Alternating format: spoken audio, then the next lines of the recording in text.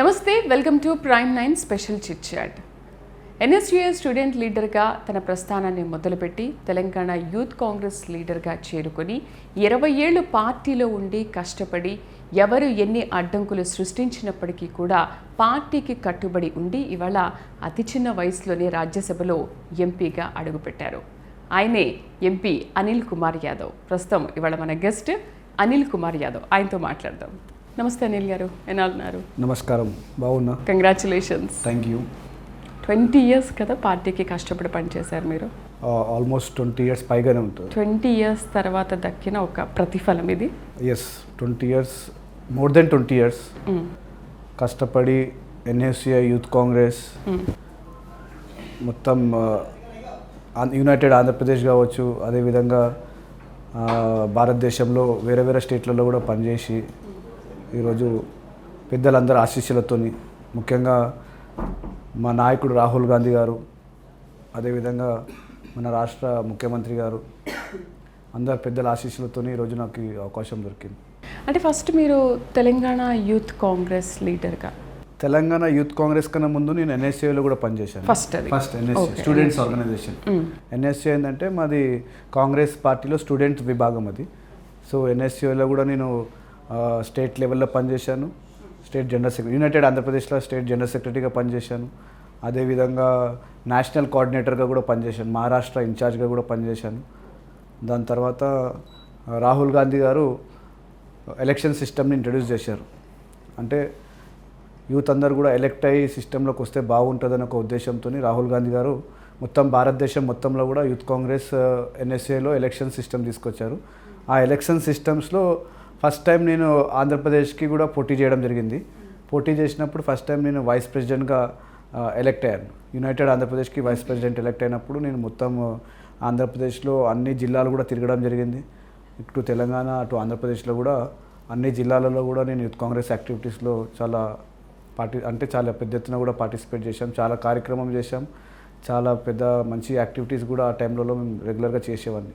ఏంటి అంటే మీ వెనక ఉన్న కృషి, పట్టుదల ఇదంతా ఎవరి ప్రోత్సాహం అనుకోవచ్చు? మీ ఫాదరేనా? 100%. ఎందుకంటే మేము ఎవరం కూడా పొలిటికల్ బ్యాక్గ్రౌండ్ వాళ్ళం లేకుండా రాలేవు. మా ఫస్ట్ జనరేషన్ నాన్నగారే మాకు ఫస్ట్ జనరేషన్ లీడర్షిప్. నాన్నగారికి కూడా ఎలాంటి పొలిటికల్ ప్లాట్ఫామ్ లేదు. నాన్నగారు స్వయంగా ఆయన రాజకీయాల్లో ఇంట్రెస్ట్ ఉండి అప్పుడు రాజీవ్ గాంధీ గారితో చాలా, అంటే వాళ్ళ లీడర్షిప్ నచ్చి, రాజీవ్ గాంధీ గారు ఒక ఐడియాలజీ నచ్చి ఆ టైంలో రాజీవ్ గాంధీతో పార్టీలో జాయిన్ చేయడం జరిగింది. అదేవిధంగా అప్పుడున్న పెద్ద నాయకులందరితో కష్టపడి పనిచేసి, అంటే ప్లాట్ఫామ్ ఉండి రాజకీయంలో పనిచేయడం వేరు, వితౌట్ ప్లాట్ఫామ్ రాజకీయంలో పనిచేయడం చాలా కష్టం. కానీ నాన్నగారు చాలా సిన్సియర్గా, డెడికేటెడ్గా, నాన్నగారు కూడా యూత్ కాంగ్రెస్లో నగర అధ్యక్షుడి నుంచి స్టార్ట్ చేసి మొత్తం 2 సార్లు ఎంపీగా కూడా ఎలక్ట్ కావడం జరిగింది. సో ఫ్యామిలీలో నాన్నగారి తర్వాత మేమందరం కూడా ఒక పొలిటికల్ యాక్టివిటీస్లో ఎక్కువ ఇన్వాల్వ్మెంట్ అవుతుంటాం. ఎందుకంటే ఆర్గనైజేషన్లో హడావిడి ఎక్కువ ఉంటుంది. పొలిటికల్ యాక్టివిటీస్లో అంటే సిటీలో కార్యక్రమం కావచ్చు, ఈ కార్యక్రమంలో మేము కూడా యంగ్స్టర్ ఉన్నప్పుడు మేము నాన్నగారు వెంబడే వాళ్ళు పార్టిసిపేట్ చేసి స్లోగా మేము కూడా అందులో చిన్నప్పటి నుంచి కొంచెం ఇంట్రెస్ట్ ఆయనతో పాటు వెళ్ళారు కాబట్టి. ఎస్, బికాజ్ నాన్నగారు ఏమో హడావిడి అంటే మా ఇంట్లో అట్మాస్ఫియర్ ఎలా ఉంటుందంటే డైలీ ఏదైనా ఒక యాక్టివిటీ జరుగుతుండే. అప్పుడు I'm talking about 20 years back. అప్పుడు చాలా వందల మంది నాన్నగారు ఎంబడి ప్రోగ్రామ్స్కి వెళ్తుండే. సో మేము కూడా అట్రాక్ట్ అయ్యి వాళ్ళ ఎంబడి ప్రోగ్రామ్స్కి వెళ్తుంటే ఎవరన్నా వచ్చినా వాళ్ళని కలవడానికి, ఏదైనా ఎడ్యుకేషన్ ప్రోగ్రామ్ ఉంటే కావచ్చు, ఇవన్నీ కూడా స్లోగా చేసుకుంటూ అదే లైన్లో మేము కూడా ముందుకు వెళ్ళడం జరిగింది.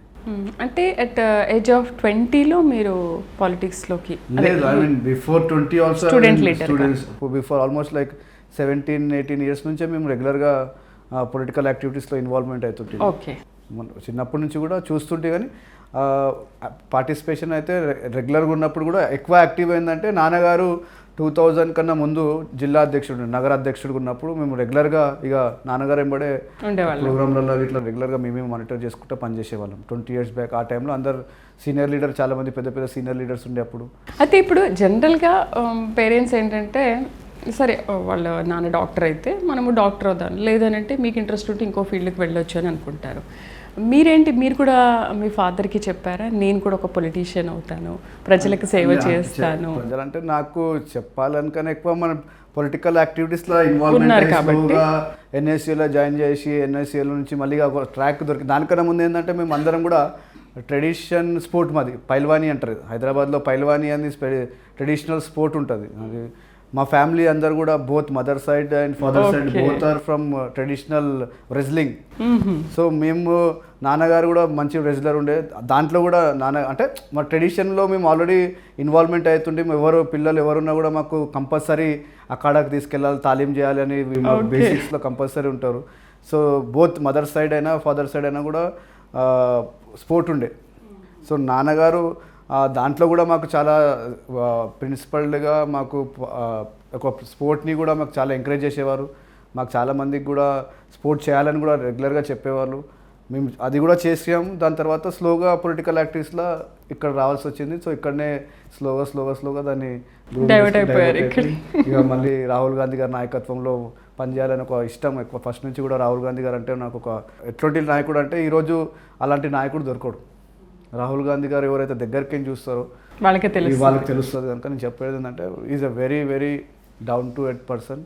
అలాంటి నాయకుడు వెంబడి పనిచేయడానికి నేను అదృష్టంగా భావిస్తున్నాను. ఫాదర్ రాజశేఖర్ రెడ్డి గారి హయాంలో కూడా పనిచేశారు చాలా. అంటే నగరంలో మేము ఉంటాం కనుక ఎవరు పిసిసి అధ్యక్షుడు అయినా కూడా ఎవరు ముఖ్యమంత్రి అయినా కూడా వాళ్ళతో రెగ్యులర్గా మేము పార్టీ యాక్టివిటీస్లో రెగ్యులర్గా పార్టిసిపేట్ చేస్తాం. పార్టీ యాక్టివిటీస్ని చాలా సీరియస్గా తీసుకొని పనిచేస్తాం.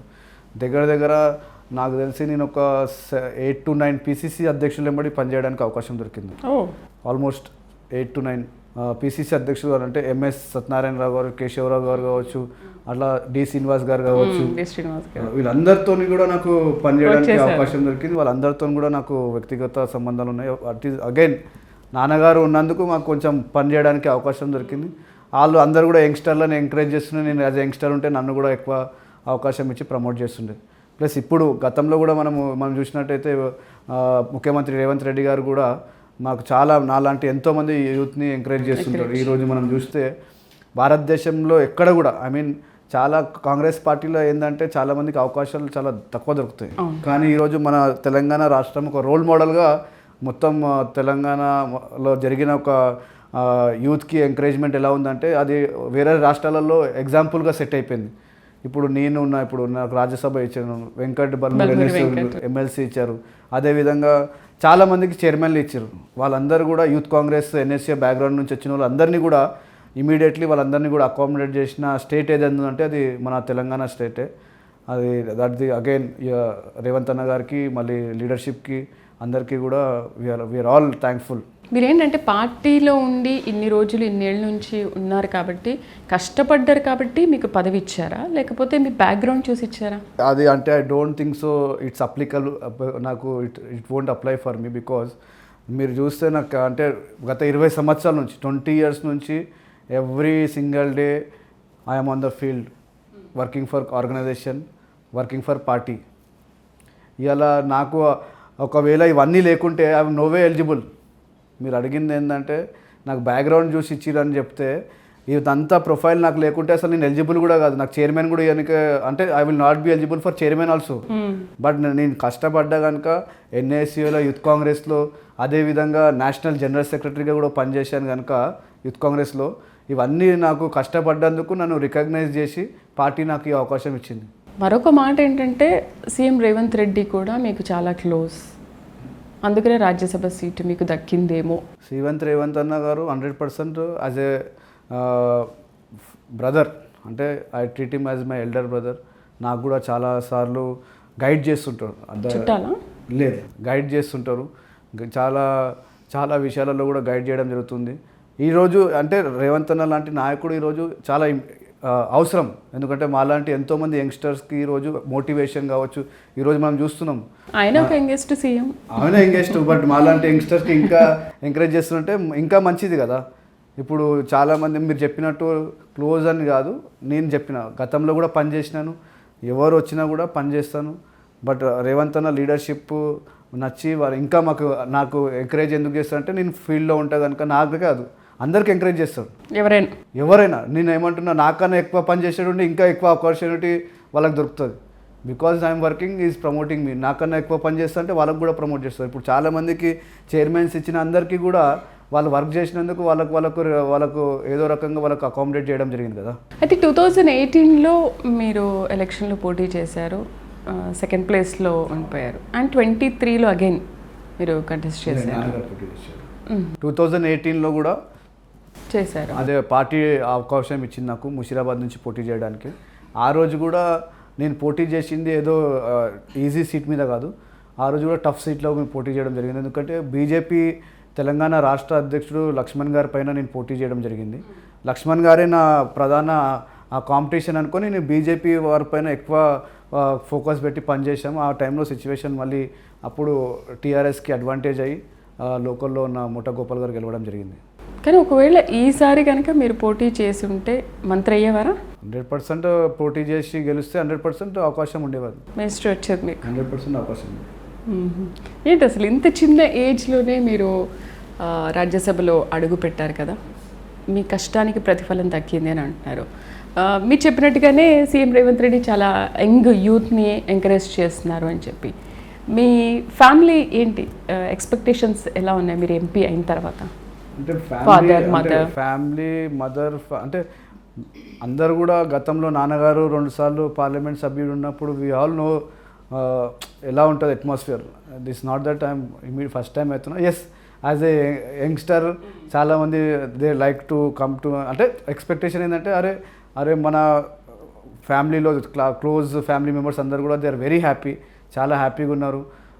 దే మాట్లాడినా కొద్దీ దే ఫీల్ హ్యాపీ బికాజ్ అరే మనోడు రాజ్యసభలో ఉన్నాడు, మనోడు అంత పెద్ద స్థానం పోయిండని చాలామంది చాలా they feel proud when they talk to me. And వాళ్ళు చెప్తుంటారు కూడా యూ మేడ్ మీ ప్రౌడ్, అంటే అందరు కూడా చెప్తుంటారు అరే మాకు అందరికీ కూడా యూ మేడ్ అస్ ప్రౌడ్ అని కూడా చెప్తారు. మీ నాన్నగారి గురించి ఇంత చెప్తున్నారు కదా, కానీ మీకు మీ నాన్నగారికి పడదు, వాళ్ళిద్దరు మాట్లాడుకోరు అన్న టాక్ ఉంది కదా. మీరు అంటే దాన్ని పడదని మీరు తప్పు అక్షరం వాడుతున్నారు. నేనేంటంటే నాన్నగారు ఫస్ట్ నుంచి కూడా చిన్నప్పటి నుంచి కూడా ఆయన దగ్గర నుంచి నేర్చుకున్నారు ఏదైనా. అంటే మా ఫ్యామిలీలో సీనియర్స్ ఎవరున్నా కూడా వాళ్ళతో మేము తక్కువ మాట్లాడతాం, డిసిప్లిన్ ఉంటాం, ఎక్కువ కొంచెం డిస్టెన్స్ మెయింటైన్ చేస్తాం. అది నాకు నాన్నగారికి వచ్చే విషయంలో నాకు ఇంకా కొద్దిగా ఎక్కువ డిస్టెన్స్ ఇంకొంచెం మెయింటైన్ చేస్తారు. సో అట్లా అని, అంతేగాని అవన్నీ పడదు, that is not the subject. అది రూల్డ్ అవుట్.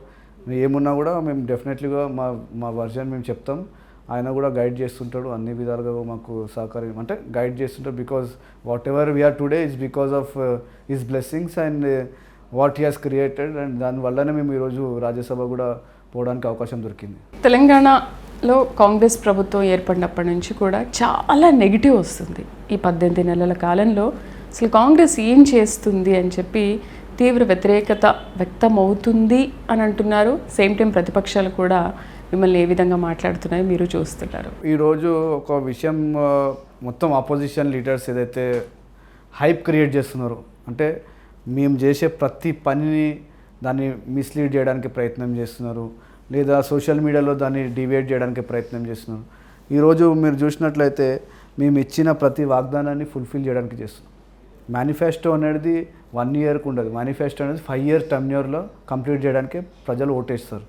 ఇవాళ మీరు చూసినట్లయితే ఫ్రీ బస్ ఇవాళ మొత్తం తెలంగాణ రాష్ట్రంలో మహిళలందరూ కూడా ఉచితంగా బస్ ట్రావెల్ చేస్తున్నారు. అదేవిధంగా ఈరోజు 500 రూపీస్ సిలిండర్, అది కూడా అందరికీ కూడా అందుబాటులో ఉంది.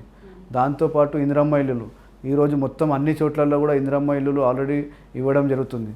దాంతోపాటు రాజు యువ కిరణం ఈరోజు మొత్తం ఎంతోమంది యూత్కి ఈరోజు వాళ్ళందరి దగ్గర కూడా అప్లికేషన్ తీసుకొని ఎవరైతే ఎలిజిబుల్ ఉన్నారో వాళ్ళందరికీ కూడా ఈరోజు రాజీవ్ విక్రమ్ ద్వారా ఇవ్వడం జరుగుతుంది.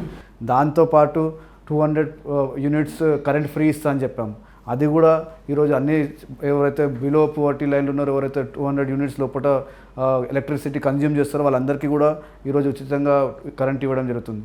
అంతేకాకుండా ఇవైతే మీ మేనిఫెస్టోలో పెట్టి చేస్తున్న కానీ చెప్పనివి కూడా చాలా విషయాలు ఈరోజు మేము చేయడం జరుగుతుంది. ఈరోజు మన మొత్తం కేవలం తెలంగాణ కాదు, మొత్తం భారతదేశంలో ఎక్కడ జరగని విధంగా మన దగ్గర సన్నబియ్యం ఇస్తున్నాం.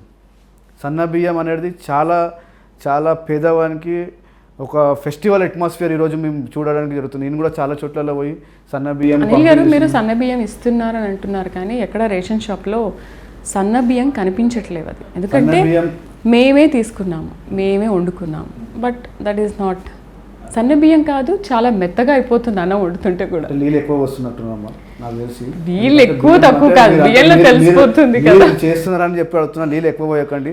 సన్న బియ్యం అంటే చాలా ఉంటాయి, దాన్ని మీరు అంటే యాజ్ మీరు ట్రై చేసినట్టున్నారు. ప్రాక్టికల్గా నేను చెప్తున్నా, అది నీళ్ళు తక్కువ వస్తే అది మంచిగా ఉంటుంది. But at the end of the day సన్న బియ్యం మొత్తం భారతదేశంలో ఎక్కడ కూడా ఇస్తున్నారమ్మా. మన రాష్ట్రంలో ముఖ్యమంత్రి రేవంత్ రెడ్డి గారు మా క్యాబినెట్ కలిసి ఈరోజు సన్న బియ్యం పేదవాళ్ళకి ఇవ్వడం జరుగుతుంది. నిజంగా కూడా అది చాలా పేదవాళ్ళకి సన్న బియ్యం అంటే చాలా పెద్ద అచీవ్మెంట్, అంటే వాళ్ళకు ఒక వరం. సో దాంతోపాటు చాలా కార్యక్రమం ఈరోజు చేయడం జరుగుతుంది.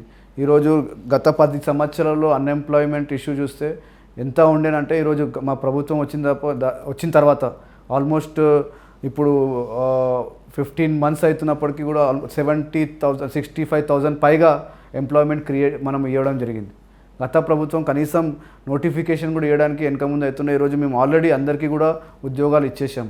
అంతేకాకుండా ఫారెన్ ఉద్యోగాలు ఇచ్చినప్పటికీ కూడా ఎందుకు ఉద్యోగస్తులు మీ మీద వ్యతిరేకత చూపిస్తున్నారు, మాకు జాబులు లేవని ఇంకా ఎందుకు మండిపడుతున్నారు అనుకుంటే చాలా మందికి జాబ్లు క్రియేట్ చేసి ఇవ్వడం జరుగుతుంది.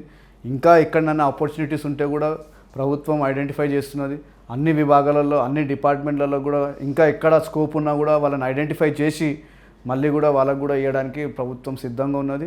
గతంలో మనం చూస్తే 1 year అంటే ప్రభుత్వం రాకముందు ఉద్యోగాలు ఇవ్వని పరిస్థితులు ఉండే. ఈరోజు అట్లీస్ట్ మేము we are able to give employment 65,000 పైగా మేము ఎంప్లాయ్మెంట్ ఇచ్చామంటే ఇది డెట్ సిట్ సర్వీసెస్ మేము ఇస్తాక సిద్ధంగా ఉన్నాం. ఇంకా ప్రయత్నం చేస్తున్నాం ఎక్కడెక్కడ ఏ విభాగాలలో క్రియేట్ చేయవచ్చు, ఇంకెక్కడన్నా క్రియేట్ చేసి ఇంకెక్క వేకెన్సీస్ ఉంటే అవి కూడా మొత్తం ఐడెంటిఫై చేసి దాన్ని కూడా ఇవ్వడానికి మా ప్రభుత్వం సిద్ధంగా ఉంది. కానీ ప్రభుత్వం దగ్గర డబ్బులు లేవనే మాట ఎందుకు ఆ మాట పదే వస్తుంది? అది నిజంగా వాస్తవమేనా? లేవనే విషయం మాత్రం మీరు చెప్పినట్లు ఇది మా ప్రభుత్వం చేసిన పని కాదు. గత పాలకులు టీఆర్ఎస్ ప్రభుత్వం చేసిన అప్పులు ఎట్లా అప్పులు చేశారంటే ఈరోజు ప్రభుత్వంలో కనీసం బేసిక్స్ రిక్వైర్మెంట్ని ఫుల్ఫిల్ చేయడానికి కూడా ఈరోజు మేము అందరం కూడా ప్రయత్నం చేసుకుంటూ వస్తున్నాం. గతంలో అన్ని అప్పులు చేశారు వాళ్ళు. అన్ని అప్పులు అంటే కేవలం ఒక ఫ్యామిలీ రూల్ చేసుకొని ఫ్యామిలీ గట్టిగా ఉంటే చాలు, ప్రజలు ఎక్కడన్నా కొని తెలంగాణ రాష్ట్రంలో ఉన్న మంచి భూములను కూడా వాళ్ళన్నీ కూడా తాకట్లు పెట్టి ఈరోజు ఎన్నో ఎన్నో అప్పులు తెచ్చి వాళ్ళందరూ కూడా వాళ్ళ ఫ్యామిలీ రూల్ చేసుకొని కేవలం వాళ్ళ ఫ్యామిలీకి ఎకనామికల్గా స్ట్రాంగ్ అవడానికి ప్రయత్నం చేశారు. కానీ నిజంగా జెన్యూన్గా కూడా తెలంగాణ ప్రజలకు కూడా ఏం చేసింది లేదు. హైదరాబాద్లో కాంగ్రెస్ పైన మీ ఒపీనియన్ ఏంటి అసలు? హైదరాబాద్లో కాంగ్రెస్ పైన నా ఒపీనియన్, హైదరాబాద్లో కాంగ్రెస్ చాలా గట్టిగా ఉంది. ఎందుకంటే మీరు అసలు గ్రేటర్లో ఏమీ రాలేదు, మొత్తం బీఆర్ఎస్ గ్రేటర్లో ఏమీ రాలేదని మీరు అనుకుంటున్నారు. But we have very strong cadre లెవెల్లో. అంటే కొంతమంది సీనియర్ నాయకులు గతంలో చాలా స్టార్ లీడర్స్ ఉండే హైదరాబాద్ నగరంలో. పి జనార్దన్ రెడ్డి గారు కావచ్చు, అదేవిధంగా ముఖేష్ గౌడ్ గారు కావచ్చు, దానం నాగేందర్ గారు కావచ్చు, శశిధర్ రెడ్డి గారు కావచ్చు. వీళ్ళందరూ ఏంటంటే పెద్ద మనిషి పి జనార్దన్ రెడ్డి గారు కీర్తిశేషులు అయిపోయారు, ముఖేష్ గౌడ్ గారు కూడా కీర్తిశేషులు అయిపోయారు. వీళ్ళందరూ ఏంటంటే సడన్గా ఒకటేసారి కొలాప్స్ అయిపోయే వరకు సెకండ్ లీడర్షిప్ కొంచెం ఎమర్జీ కానీ కొంచెం టైం పడుతుంది. 100% అన్ని నియోజకవర్గంలో చాలా స్ట్రాంగ్గా ఉన్నాం మేము. అన్ని నియోజకవర్గాల్లో యంగ్స్టర్స్ అందరూ కూడా ఎమర్జింగ్ లీడర్స్ ఉన్నారు. 100% రేపు జరగబోయే కార్పొరేషన్ ఎలక్షన్లో కూడా కాంగ్రెస్ పార్టీ మేయర్ గెలుస్తుంది. కానీ వాళ్ళంత స్ట్రాంగ్ ఇంకా ఇప్పుడైతే అలాంటి వాళ్ళు లేరు కదా. పీజీఆర్ కానీ అండ్ ముఖేష్ గౌడ్ కానీ దానం నాగేందర్ కానీ వాళ్ళ సన్స్ అయినా ఉన్నారు అప్పుడు. ఇప్పుడు విష్ణు లేడు. సరే విష్ణు వ్యక్తిగత కారణాల వల్ల పార్టీ నిలవడం జరిగింది, కానీ వాళ్ళ వ్యక్తిగత డిసిషన్స్ని నేను కమెంట్ చేయలేను. కానీ what I'm trying to say is there are lot of youngsters who are coming up. Party will definitely identify చేసి వాళ్ళకి ఇప్పుడు నాకు ఇచ్చింది, నేను కష్టపడ్డా, అట్లా చాలామందికి ఆపర్చునిటీ వస్తాయి. రేపు టైం పడుతుంది, ఎందుకంటే వాళ్ళందరూ కూడా చాలా సీనియర్ లీడర్షిప్ ఒక 40 సంవత్సరాల నుంచి ఉండే వాళ్ళు సడన్గా మీకు కూడా రావాలి ఎక్స్పీరియన్స్. వస్తుంది, టైం వస్తే అన్నీ వస్తాయి కదమ్మా. ఏంటి అసలు ప్రజల్లోకి మీరు ఎలా వెళ్తున్నారు, వాళ్ళ సమస్యల్ని ఏ విధంగా తెలుసుకుంటున్నారు? మా ఈ యొక్క ఆఫీస్ దాదాపు 20 years నుంచి ఈ ఆఫీస్ ఇక్కడే ఉంది. ఎవరైనా కూడా హైదరాబాద్ నగరంలో ఎవరికి ఏ ఇష్యూస్ ఉన్నా కూడా వాళ్ళు వచ్చి మాకు కలుస్తారు. మేము ఫీల్డ్కి వెళ్తాం, మేము ఫీల్డ్కి వెళ్ళినప్పుడు కూడా వాళ్ళతో మేము కలిసినప్పుడు వాళ్ళ ప్రాబ్లమ్స్ కూడా చెప్పడం జరుగుతుంది. ఎవరికి ఏ ప్రాబ్లం ఉన్నా కూడా మేము వచ్చి వాళ్ళని ఐడెంటిఫై చేసి వాళ్ళకి సంబంధించిన ఆఫీసర్స్తో మాట్లాడి ఆ ప్రాబ్లమ్స్ సాల్వ్ అయ్యే విధంగా ప్రయత్నం చేస్తాము. వాళ్ళందరికీ కూడా అంటే ఎడ్యుకేషన్ కావచ్చు, హెల్త్ ఇష్యూస్ కావచ్చు, లేదంటే మున్సిపల్ అడ్మినిస్ట్రేషన్లో వాటర్ వర్క్స్ ఇష్యూస్ కావచ్చు, ఇవన్నీ కూడా ఏ ఇష్యూ ఉన్నా కూడా అవర్ ఆఫీస్ ఈజ్ ఓపెన్ 24/7. ఎవరు వచ్చినా కూడా మేము అందుబాటులో ఉంటాం. ఈ ఆఫీస్లో డైలీ ఆల్మోస్ట్ ఒక 50 మెంబర్స్ దాకా డైలీ లంచ్ చేస్తారు. ఎవరు వచ్చినా కూడా లంచ్ టైంకి వాళ్ళకు లంచ్ ఉంటుంది. మీరు కూడా లంచ్ చేసిరని నేను అనుకుంటున్నాను. డైలీ ఇక్కడ మా దగ్గర డైలీ అందరికీ కూడా భోజనం ప్రొవైడ్ చేస్తాము. ప్లస్ ఎవరికి ఏ సమస్య వచ్చినా కూడా ఇమీడియట్లీ మేము వర్క్ చేయడానికి ప్రయత్నం చేస్తాం. అంటే ఎవరు నిరాశ చెందకుండా వెళ్తుంటారు ప్రజలు, ఎవరైనా వచ్చి సమస్య ఫ్రీగా చెప్పుకుంటారు. ఎవరైనా ఏ ఏజ్ గ్రూప్ అయినా ఎవరైనా కూడా ఇక్కడ రావచ్చు, ఏ రిలీజన్ అయినా కూడా రావచ్చు, ఎవరైనా ఎప్పుడైనా రావచ్చు. వాళ్ళ సమస్య మన నోటీస్కి వస్తే 100% ఆ సమస్యకు ఏదో రకంగా సాల్వ్ చేయడానికి ప్రయత్నం చేస్తాం. వాళ్ళు రావడమేనా, మీరు కూడా వెళ్తూ ఉంటారా? మేము కూడా 100%. మా వర్కర్స్ అన్ని డివిజన్స్లలో ఉంటారు, అన్ని వార్డులలో మా వర్కర్స్ ఉంటారు. మా ప్రజెన్స్ ఆడ అవసరం ఉంటే మాకు ఇన్ఫామ్ చేస్తారు, అన్న ఈరోజు మీరు ఇక్కడ వస్తే బాగుంటుంది అంటే మేము కూడా పోతాం.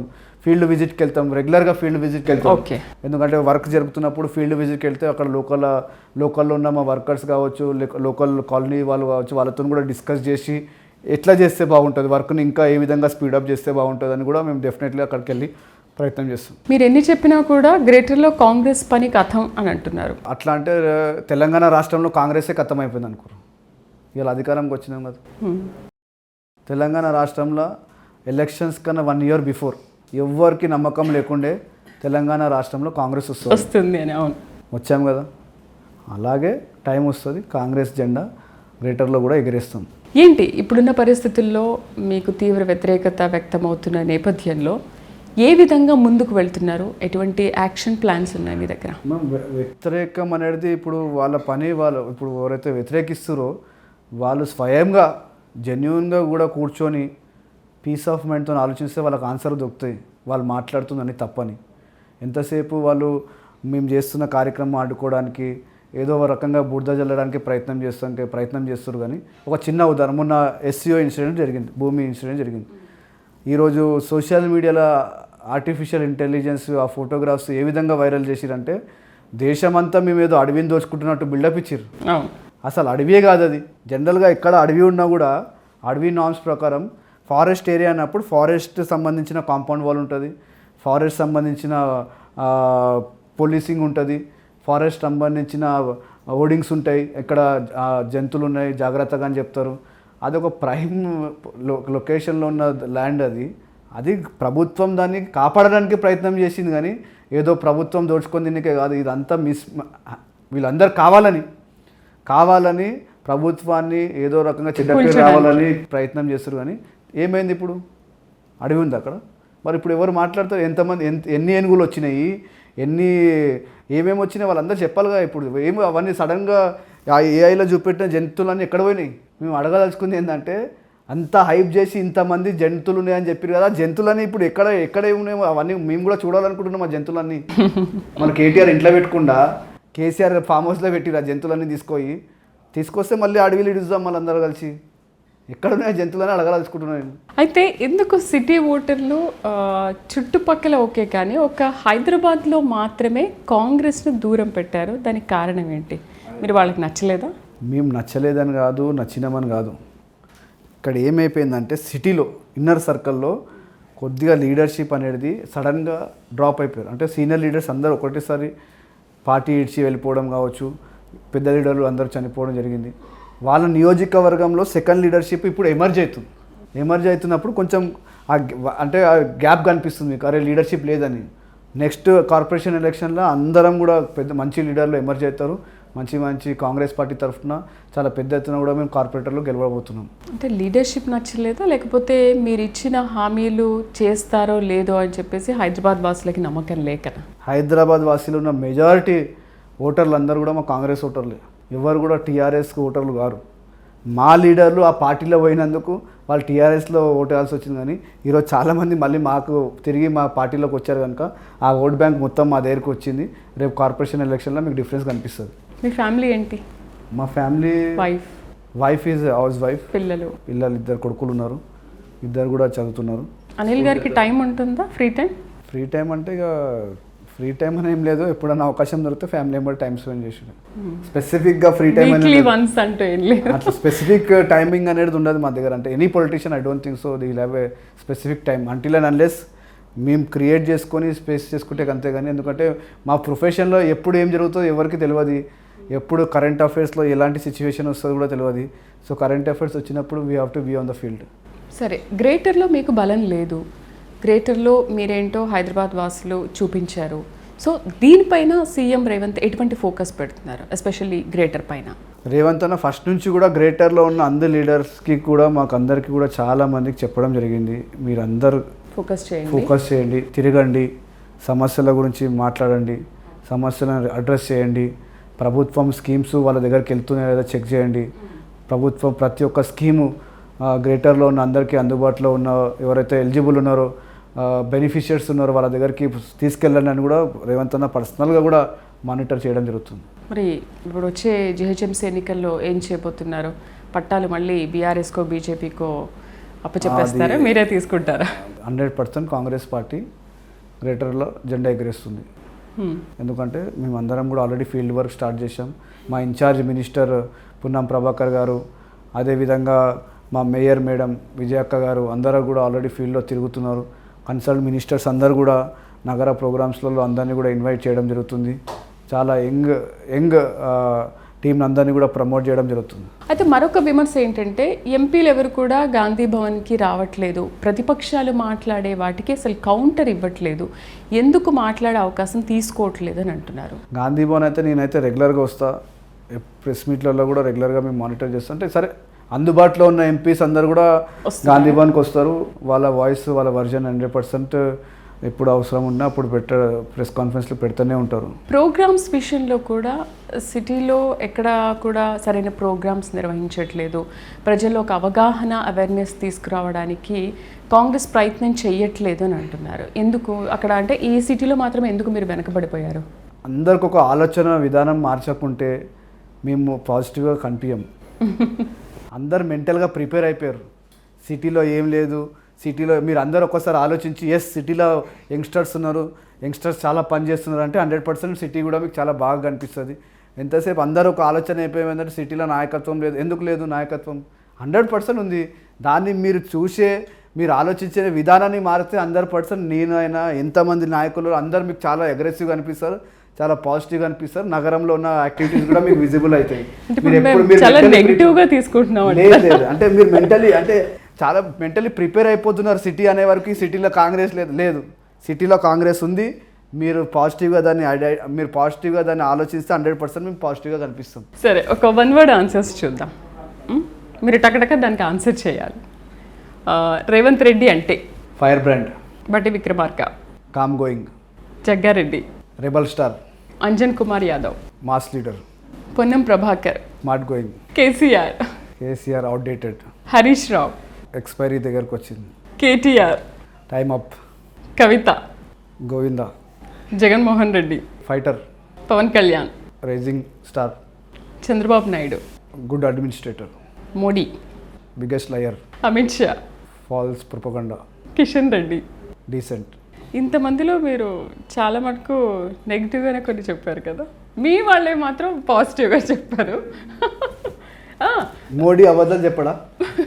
చెప్తాడు కదా, నాకు తెలియదు. అమిత్ షా ప్రొపగండా చేస్తాడు కదా, కిషన్ రెడ్డి గారు డీసెంట్గా ఉంటారు. అంటే మీరు దగ్గర నుంచి చూసారు కాబట్టి మీరు చెప్పగలుగుతున్నారు అంతేనా?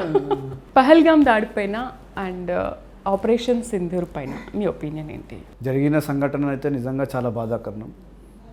చాలా అంటే ఇట్స్ లైక్ అంటే ఏదైతే జరిగిందో మన దేశం లోపలికి వచ్చి మన వాళ్ళని చంపడం అనేది we don't tolerate anything. But as a Indian we are all standing united. ప్రభుత్వం తరఫున కూడా ఏం డిసిజన్ తీసుకున్నా కూడా పార్టీ తరఫున we are all standing together. We want ఫ్యూచర్లో ఇలాంటి సంఘటన జరగొద్దని కోరుకుంటున్నాం. అనిల్ గారు, కేటీఆర్ కూడా కొన్ని కామెంట్స్ చేశారు, రేవంత్ రెడ్డికి ఒక భయంకరమైన మానసిక వ్యాధి ఉంది, ఎందుకంటే చర్చల్లో సభల్లో మాట్లాడే తీరును బట్టి ఆయన అందుకే అలా మాట్లాడుతున్నారు. ఈరోజు యావత్ తెలంగాణ సమాజం కూడా మొత్తం చూస్తుంది కేటీఆర్ ఏంటంటే కేటీఆర్ ఏదైతే మా నాయకుడు రేవంత్ రెడ్డి గారి పైన చేసిన వ్యాఖ్యలు ఆయన సొంతంగా ఆయన ఒక ప్రాబ్లమ్ని అరే నాకు ఈ ప్రాబ్లం ఉంది అని అనుకొని అది చెప్పడానికి ప్రయత్నం చేస్తున్నట్టున్నాడు. ఇంకొకటి కేటీఆర్ ఇంకా కూడా అధికారంలో ఉన్నాడని ఫీలింగ్లో ఉన్నాడు. ఆయన బిహేవియర్ కావచ్చు, ఆయన యాటిట్యూడ్ కావచ్చు, ఆయన ఇంకా అధికారంలో ఉన్నాడని ఆయన ఒక చుట్టుముట్టిన వాళ్ళు అందరూ కూడా చాలామంది అన్న ఇంకా మనమే అధికారంలో ఉన్న అంటే ఆ ఫీలింగ్ ఇస్తున్నారని చెప్పి ఆయన ఇంకా అధికారంలో అదే అహంకారంతో మాట్లాడుతున్నాడు. ఆయన సమయం అయిపోయింది, ప్రజలు తీర్పు చెప్పారు. ఆయన నిజంగా కూడా తెలంగాణకు ఏమైనా చేయాలనుకుంటే మేము చేస్తున్న పనిని అప్రిషియేట్ చేయడం నేర్చుకోవాల్సిన అవసరం ఉంది. ఈరోజు మనం కూడా నిన్న చూసాం, నోటీసులు వస్తున్నాయి. రేపు జరగబోయేది అందరూ కూడా తెలంగాణ సమాజం మొత్తం చూస్తుంది. ఎవరు ఏం చేసిరు, ఎవరు ఎంత తిన్నారు, ఎవరెవరు ఏడేడా ఏమేమి కరప్షన్ చేసిరు అంతా దేనికైనా సమయం పడుతుంది. దేనికైనా కూడా శిక్ష చేసే ముందు చాలా ట్రయల్స్ జరుగుతాయి, చాలా డేట్స్ వస్తాయి. కానీ శిక్ష మాత్రం ఎప్పుడైనా పడదు. శిక్ష 100% పడుతుంది శిక్ష. ఇదంటే procedure, part of procedure. Time వెళ్తే వాళ్ళు ఏమేమి దోచుకున్నారు, ఏడేడా దోచుకున్నారు, ఎంత దోచుకున్నారు, ఏడేడా పెట్టిరు, అన్నీ కూడా విషయాలన్నీ కూడా బయటికి వస్తాయి. ఎంతసేపు నీ భజన మండలి పెట్టుకొని ఇష్టం వచ్చినట్టు భజన చేసుకుంటా మేము ఏం చేసినా కూడా అరే తప్పు తప్పు తప్పు తప్పు అంటే at the end of the day మేము కరెక్ట్గా ప్రూవ్ అవుతున్నాం, నువ్వు రాంగ్గా ప్రూవ్ అవుతున్నావు. ఏ విషయమైనా కూడా ప్రతి విషయంలో కూడా మేము చేస్తున్న ప్రతి ఒక్క పని కూడా ప్రజలు వీళ్ళు ఎంత మిస్లీడ్ చేయడానికి ప్రయత్నం చేసినా కూడా అది కొద్దిసేపటికి మిస్లీడ్ అయినా కూడా మళ్ళీ అర్థం చేసుకొని ఎస్ కాంగ్రెస్ పార్టీ కరెక్ట్ చేస్తుందన్న ఒక కాన్ఫిడెన్స్ ఈరోజు తెలంగాణ ప్రజలకు వచ్చింది. మిస్ వరల్డ్ కాంటెస్ట్లకు కూడా ఈ మంత్రులంతా కూడా టూర్ గైడ్లుగా మారిపోయారని ఇంకొక కామెంట్ కూడా చేశారు. టూర్ గైడ్ అంటే దేన్ని అంటారు? అంటే ఎవరైనా వాళ్ళ ఎంబడి ఉండి వాళ్ళని బస్సులెక్కి దించి వాళ్ళని దగ్గర ఉండి it's all official programme. Official సంబంధించిన డిపార్ట్మెంట్ వాళ్ళు చూసుకుంటున్నారు. ఎవరు ఉన్నారు టూర్లో వాళ్ళ ఎంబడి? ఎవరన్నా కనిపిస్తున్నారా? ఎవరు లేరు. ఏ జిల్లాకి వెళ్తే ఆ జిల్లాకు సంబంధించిన ప్రోటోకాల్ ప్రకారం అక్కడ ఉన్న స్థానిక ఎమ్మెల్యే కావచ్చు, లేదంటే స్థానిక మంత్రి, వాళ్ళకు మనం తెలంగాణ వాసులు మనం ఎవరైనా అతిథులు వస్తే వాళ్ళకు మర్యాద ఇచ్చేది మనందరిది బాధ్యత. అంటే రాష్ట్రంలో జరిగేదానికంటే కూడా మీకు అందాల పోటీలో చాలా ఇంపార్టెంట్ అయిపోయాయా? గుల్జార్ హౌస్లో జరిగిన సంఘటన గుల్జార్ రోజు సంఘటన చాలా బాధాకరం. నేను స్వయంగా ఉదయం నుంచి సాయంత్రం అంత్యక్రియల వరకు నేను అక్కడే ఉన్నా, వాళ్ళతో పాటున్నా, వాళ్ళ ఫ్యామిలీ మెంబర్స్తో పాటున్నా. మరి ఏ టీఆర్ఎస్ నాయకుడు ఎందుకు ఆ రోజు రాలేరు అని నేను ప్రశ్నిస్తున్నా. మీకు అంత ప్రేమ ఉంటే వచ్చి వాళ్ళ ఎంబడి వాళ్ళ అంత్యక్రియలలో ఉండేది. కేవలం ఏదో రకంగా ప్రభుత్వం పైన బురద జల్లడానికి ప్రయత్నం చేస్తే మాత్రం మేము చూస్తూ ఊరుకోం.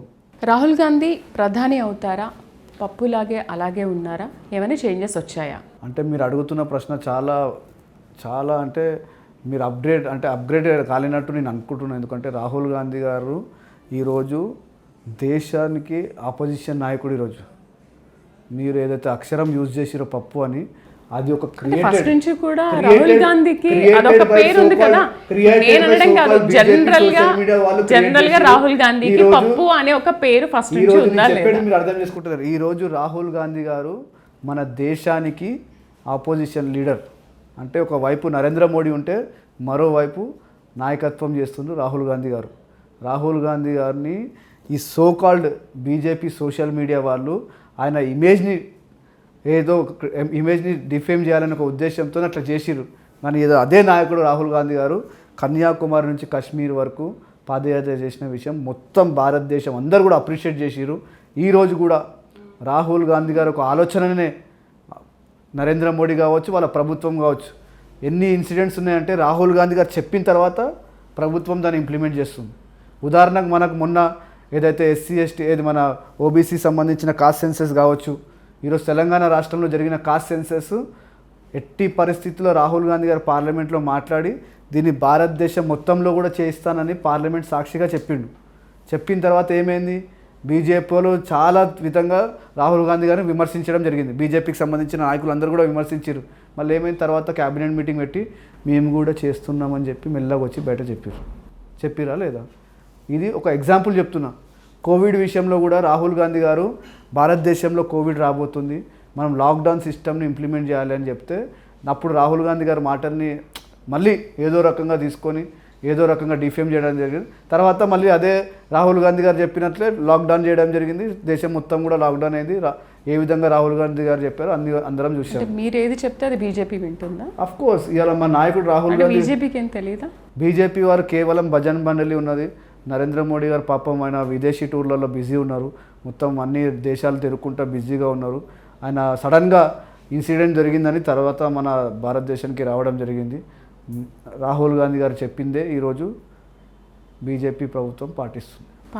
ఓకే, అంటే ఇప్పుడు రాహుల్ గాంధీ గురించి మీరు చాలా పాజిటివ్గా చెప్పారు. ఓకే, ఇప్పుడు ఆయన ఏది చెప్తే బీజేపీ అదే చేసింది, ఆయన ఏం చెప్తే అదే జరిగింది అని ఫాలో అయింది బీజేపీ అని అంటున్నారు. అది ప్రాక్టికల్గా కనిపిస్తుంది, మీకు చెప్తున్నా. ఓకే, ఇది యాక్సెప్ట్ చేస్తారా? అలాంటిప్పుడు ప్రజలు ఎందుకు ఆయన ప్రధానిగా ఎన్నుకోలేదు? పోనీ ఎందుకు ఈ రోజు రాహుల్ గాంధీ ప్రధాని అవ్వలేకపోయాడు? ప్రధానమంత్రి 100% రాహుల్ గాంధీ గారు అవుతారు. మొన్న లాస్ట్ కొద్దిగా మిస్ అయ్యారు. వాళ్ళు 400 పైగా వస్తాయి అనుకొని ఇప్పుడు కూడా ఏంది, ఎప్పుడైనా నితీష్ కుమార్ గారు, చంద్రబాబు నాయుడు గారు వాళ్ళ మూడు మారితే మాత్రం మోడీ గారు పోయి గంగలో పడాల్సిందే. పెద్ద ఇష్యూ లేదు. అలా ఎప్పుడైనా ఏమైనా జరగవచ్చు. నేను చెప్పేది అంటే, అనిల్ గారు ఒక్క మాటలో చెప్పాలంటే రాహుల్ గాంధీ గురించి ఏం చెప్తారు? మీకు ఆయనతో ఉన్న అనుబంధం కానీ ఎక్స్పీరియన్స్ కానీ ఒకసారి షేర్ చేస్తారా? రాహుల్ గాంధీ గారిని నేను దగ్గర ఒక 20 years నుంచి చూడడం జరుగుతుంది. చాలాసార్లు వాళ్ళతో మాట్లాడడానికి, కలవడానికి కూడా అవకాశం దొరికింది. రాహుల్ గాంధీ గారిలో ఉన్న గొప్పతనం ఏంటంటే, మనం అందరం కూడా we should understand one thing is, he comes from a family where they have ruled. అంటే భారతదేశాన్ని నెహ్రూ గారు కావచ్చు, ఇందిరాగాంధీ గారు కావచ్చు, రాజీవ్ గాంధీ గారు కావచ్చు, సోనియా గాంధీ గారు కావచ్చు, వీళ్ళందరూ, రాహుల్ గాంధీ గారు, ప్రియాంక గాంధీ గారు. రాహుల్ గాంధీ గారికి ఇంత చరిత్ర ఉన్నా కూడా ఈరోజు కూడా ఒక సామాన్యుడిగా అందరితో అందుబాటులో ఉంటూ, అందరి సమస్యలు తెలుసుకుంటూ, అందరితో కలిసి, అందరితో మాట్లాడడానికే ప్రయత్నం చేస్తారు. ఈరోజు ఒక్కసారి కార్పొరేటర్ గెలిచి 1-2 సార్లు ఎమ్మెల్యే గెలుస్తూనే వాళ్ళు అందుబాటులోనే ఉండరు, ఎక్కడెక్కడికో వెళ్ళిపోతారు. ఇవాళ రాహుల్ గాంధీ గారు అంత లెగసీ ఉండి వాళ్ళ నాన్నగారు చనిపోవడం జరిగింది, అంటే అసాసినేషన్ అయ్యింది. ఇందిరాగాంధీ గారిని అసాసినేషన్ చేశారు. వాళ్ళు భారతదేశం గురించి వాళ్ళ ప్రాణత్యాగాలు చేశారు. అలాంటి ఫ్యామిలీ ఇవాళ మనమైనా కూడా మన గ్రాండ్ ఫాదరు లేకుంటే ఎవరన్నా ఫ్యామిలీలో చనిపోతే ఎంత బాధ ఉంటుంది మనకు, మనం ఇష్టపడే వాళ్ళు ఎవరైనా చనిపోతే. అలాంటిది ఫ్యామిలీలో ఇన్సిడెంట్స్ అయినాక కూడా రాహుల్ గాంధీ గారు ప్రజాసేవను ఎన్నుకొని ప్రజాసేవల గురించి ఈరోజు ఇంత సేవ చేస్తున్నారు. రాహుల్ గాంధీ గారు నిజంగా కూడా డబ్బుల మనిషి అయితే, లేకుంటే ఆస్తులు సంపాదించాలనుకుంటే, లేకపోతే మొత్తం లగ్జరీ లైఫ్లో ఉండాలనుకుంటే ఈరోజు దేశం కాదు మొత్తం ఎక్కడ పోయినా కూడా ఆయన బతకొచ్చు. అలాంటిది ఆయనకున్న అఫీషియల్గా ఇచ్చిన క్వార్టర్స్ని కూడా, అంటే ఎంపీ హౌస్ని కూడా బీజేపీ వారు ఏ విధంగా తీసుకున్నారో మనం లాస్ట్ టైం చూసాం. ఆయన పైన బీజేపీ ఒకటే టార్గెట్ ఏంటంటే, రాహుల్ గాంధీ గారు ఒక నాయకుడు. ఎట్లాంటి నాయకుడు అంటే, ఈయన నిలబడితే కాంగ్రెస్ పార్టీ 100% మళ్ళీ నిలబడుతుంది. భయం. ఈరోజు బీజేపీ నరేంద్ర మోడీ గారు కావచ్చు, అమిత్ షా గారు కావచ్చు, ఆర్ఎస్ఎస్ కావచ్చు, అందరు భయపడే ఎవరన్నా ఉన్నారు, అందరూ భయపడతారంటే అది కేవలం రాహుల్ గాంధీ గారితో. రాహుల్ గాంధీ గారు నిజాం గురించి పోరాటం చేస్తారు, నిజాం గురించి ఆలోచిస్తారు, నిజాం గురించి వాయిస్ రేజ్ చేస్తాడు. పార్లమెంట్లో మనం చూస్తుంటాం చాలా సందర్భాలలో చాలామంది రాహుల్ గాంధీ గారిని క్రిటిసైజ్ చేయడానికి ప్రయత్నం చేస్తారు. ఆయన ఎప్పుడు కూడా నిరాశపడాడు. మాకే బాధ అనిపిస్తుంటుంది ఒక్కొక్కసారి, అరే ఇంత లెగసీ ఉండి, ఇంత కష్టపడి, ఇంత చేసి ఒక్కొక్కసారి ఎంత కోపం వస్తుంది అంటే, తట్టుకోనంత కోపం వస్తుంది ఆయన అంటుంటే. ఆయన కూల్గా ఉంటాడు, సమయం సందర్భం వచ్చినప్పుడు అడ్రస్ చేస్తుంటాడు. కానీ యాజ్ ఏ ఫాలోవర్గా, రాహుల్ గాంధీ గారు నేను ఇష్టపడే నాయకుడు కానీ ఎవరైనా కూడా, మీకు ఇష్టపడే నాయకుడు ఉంటాడు, మీకు ఇష్టపడే యాక్టర్ ఉంటాడు, ఎవరైనా ఉంటే వాళ్ళకు ఉంటుంది కామన్గా, అది వస్తుంది అగ్రెషన్. వీళ్ళు కావాలని టార్గెట్ చేసి, ఫ్యామిలీని టార్గెట్ చేసి, గాంధీ ఫ్యామిలీని టార్గెట్ చేసి క్రిటిసైజ్ చేయడానికి ప్రయత్నం చేస్తుంటారు. ఏదో రకంగా వాళ్ళ పైన ఏదైనా కేసులు పెట్టి అడ్డుకోవడానికి ప్రయత్నం చేస్తారు. ఈరోజు సోనియా గాంధీ పైన ఈడీ కేసులు పెట్టిరు, రాహుల్ గాంధీ పైన ఈడీ కేసులు పెట్టారు. సిగ్గుండాలి వాళ్ళకు. అది ఎలాంటి కేసులు అంటే దానికి ఒక తోక లేదు, ఏం లేదు. వాళ్ళు రాహుల్ గాంధీ గారు ఒక లెగసీ, వాళ్ళ ఫ్యామిలీ, వాళ్ళ నెహ్రూ గారు భారతదేశానికి ఆయన ప్రాపర్టీస్ త్యాగం చేసేసారు. ఇవాళ ఢిల్లీలో ప్రైమెస్ట్ ప్రాపర్టీస్ నెహ్రూ గారివి ఇలా గవర్నమెంట్ తాను ఉన్నాయి, ఇచ్చేసిరు, వాళ్ళు దానం చేసేసారు. ఇందిరాగాంధీ గారు సమయం వచ్చినప్పుడు ఆమె సొంతం జ్యువెలరీ కావచ్చు, డబ్బులు కావచ్చు, దేశం గురించి అంకితం చేసింది.